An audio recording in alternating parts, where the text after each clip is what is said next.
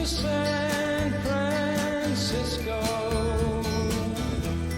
be sure to wear some flowers in your hair. If you're going to San Francisco, you're gonna